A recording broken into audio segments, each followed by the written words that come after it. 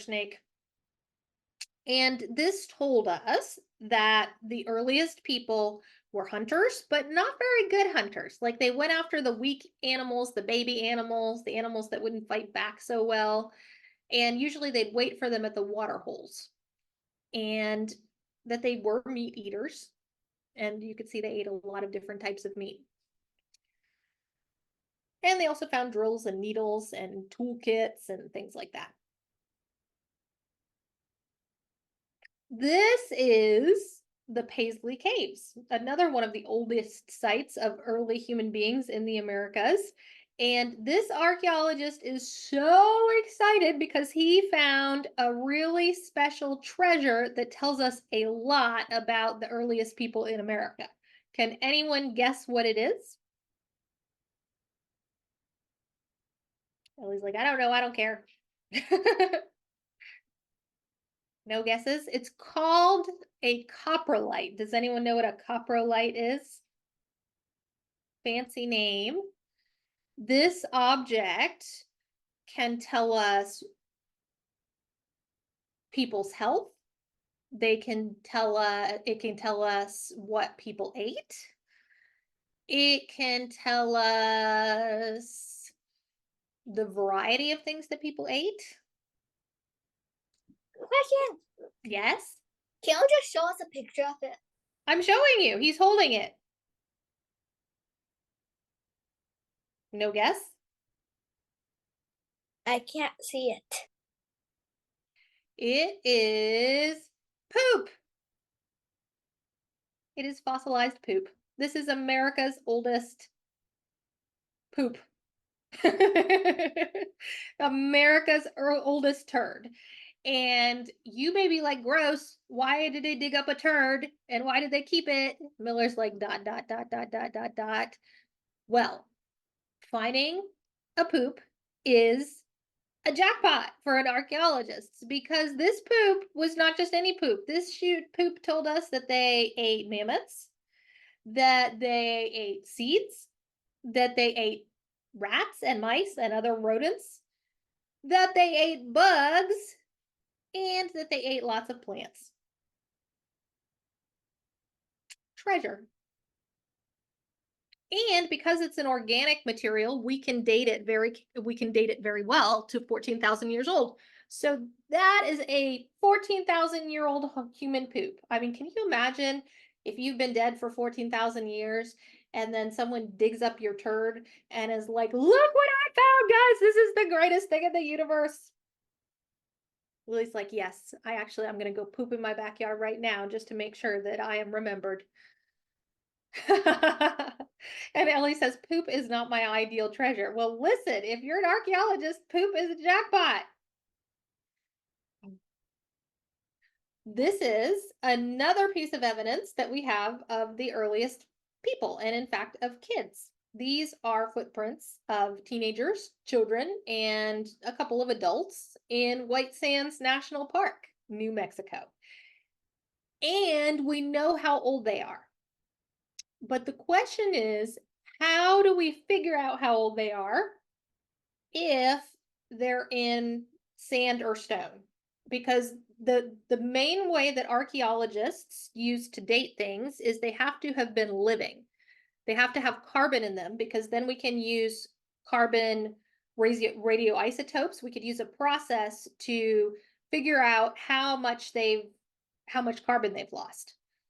But the only way to do that is if it was alive, if it was like a plant or an animal or something like that. If it's a rock, can't use this technology. So how do we figure out, if you were an archaeologist, you came across these footprints, what kind of things might you do to try to figure out how old they are?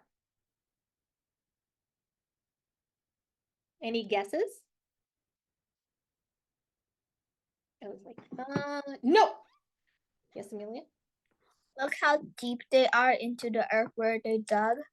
Well, you're onto something, but how would that tell us? Okay, so sure. So if we had layers of soil, Yeah, that would be a way. That would that's be a great practically way what I mean. to tell. But in this case, we don't have layers of soil. Yeah. Miss Ellie. Maybe like look at like Wait, never mind. Well, Amelia, you're kind of onto something. There's something related to what you said that is the way that they did it. Yes, Amelia? Oh dear. Maybe they could find other things that were in the like same kind of layer place they found it and then know what time it was from. That's exactly that what they did. What? So they got lucky and they discovered a couple of grass seeds underneath these footprints because these were wetlands. This was like a marsh. You imagine like a bunch of kids playing around in the mud, and then it dried out. So it used to be a lake. So because it was a lake, a lot of grass used to grow there, and they found some ditch grass in and around and under the footprints. And they could date these grass seeds. And so they discovered that these footprints are 21,000 to 23,000 years old. Now, that's another little complicated situation because you just saw that the land bridge theory dates human existence in the Americas to about 16,000 years old. So that's way before that. So again, how did they get there? Who were they? Lots of questions. So this proves we that know their names. We don't know their names. Nope. But you know, because of the size, we can guess their ages. Kind of, sort of, the size and shapes. And maybe have some sense of their weight. Depending on how deep they are and that kind of thing. But yeah, this suggests that there were people who made it past the ice sheet before and then were joined later on by other people. And they're still figuring out things about this site and trying to figure out how those people got there. So that's like brand new archaeology that's still happening.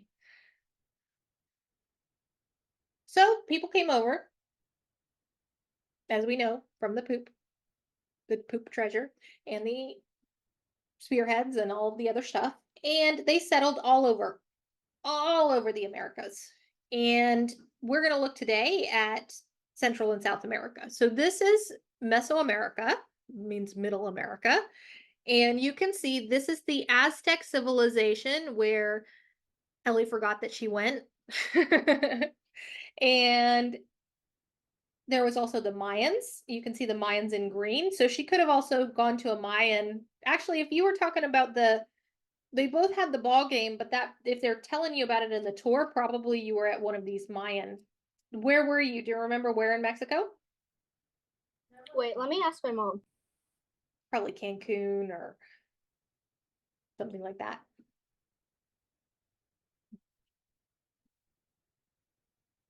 And they're also the Olmecs. So we're going to talk about the Olmecs in a minute. So there you can see all of these different sites that the Aztecs and the Mayas left in Mexico and Central America. Oh, she disappeared completely. I think we went to the Mayan. So you were somewhere on this peninsula. Did you go to Chichen Itza? Was it a huge pyramid with a? Did they talk to you about a? Yeah, I think it's that one. Oh, I'm going to show you that one actually. So the pyramid that Ellie went to where she doesn't even remember the cool stuff about the pyramid, she just remembers about the ball game of doom. This is the most famous of the Mayan pyramids, and I'll show you why it's famous. It's actually wicked cool, at least to me. Maybe I don't think maybe not so much to Ellie because she doesn't remember. You don't remember about the snake? Question. I think I do remember that there was something about a snake, but I don't really remember. Miss Heather? Yes. Miss Heather? Why isn't Zoe here? I don't know. Maybe Zoe's got a conflict or something, or maybe she's Wait, I know. She might be trying to log into the other class because that's what happened.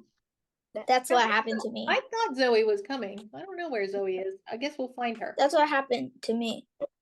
Oh dear. I was wondering where everyone was. I should have jumped on there because I was thinking that might happen. In fact, that's what I was saying to Miller and Zachary is I hope they aren't in the old link.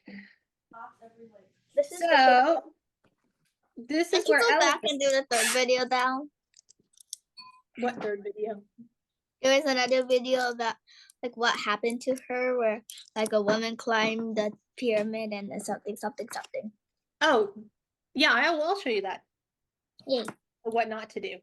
Oh, how beautiful. Yeah, so look, this is, see, Ellie showing you the same pyramid Ellie went here.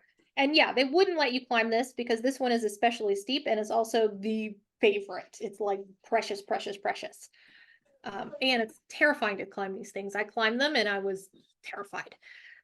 Actually, I'll show you what happens when you climb them, and then Ellie will be like, yeah, now I get it. So this is Chichen Itza. I can never pronounce the Aztecs words, guys. I'm sorry, they're really hard. Chichen Itza, and this is the Mayan pyramid. And this is where they would sacrifice people. They'd march people up to the top and then they'd push them off. And the cool thing about this pyramid, though, is that at a certain time of year, when the sun is hitting it just right, it makes a snake from the sunshine. So you can see this is the tail of the snake.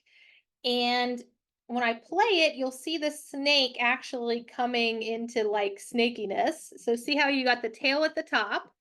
And then if you go down, it's getting thinner and thinner as the sun moves through the sky. So this is a shadow and then the sunshine. And when I show you the bottom of it, so there is the snake's head. So see, they've got a snake sculpture at the bottom, and then the sun makes the whole windy body of the snake. Question. Yes. Is it once a day or once a year? I think it's once a year. Let me look it up. Ellie, did you see the snake? I don't think I saw it, but like the tour guide told us about it. Yeah, it's only during the equinoxes. So that's twice a year. Actually, let me look it up. I think it's very funny. Snake. When to see. Why is your name Miss Heather Applesmart? You're not an apple, you know. No, that's not my name. It's go with me. Why is it? Yeah, so I was right. Spring and fall, you can see the snake. Late afternoon sun hits the northwest corner. So there's only 3:45 p.m. And I mean, if you think about it, it's incredible because they were so brilliant at understanding the position of the sun and the stars and all the different astronomy in the sky that they built the pyramid so that this snake would show up exactly twice a year for just a few minutes. So they had to position the angle and the height and everything in the pyramid against the Mayan calendar. And in fact, that's what the Mayans are most known for, is their calendar, which, by the way, ended a few years ago and people thought we were all going to die. Yeah.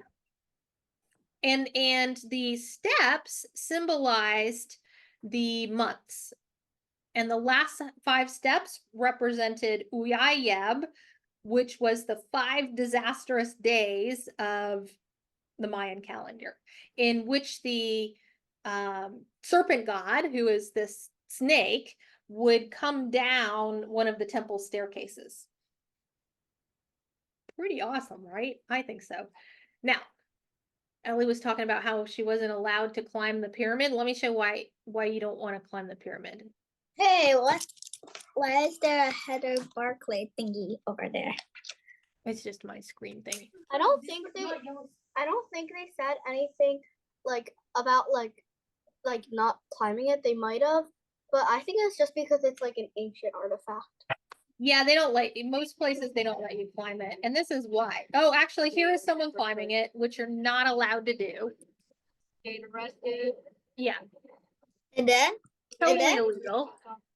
And then what's happening? Well, just watch. These people are running up to catch her, to get her Why down. did they get to climb up? And there's a kid saying, why do they get to go up and we don't get to climb it? A long time ago when you were like allowed to climb it. No, she's not allowed to climb it. These guys are the park rangers and they're going up to go get her. Because who's that guy up there? Him, yeah. He's some crazy Polish tourist that decided to climb it. Now, guys, you can't tell from looking at it, but those steps are like this high and incredibly steep and treacherous. So it looks like you're on a cliff when you're at the top of this thing. So you could see he can't really run down it because he's scared to death because it's so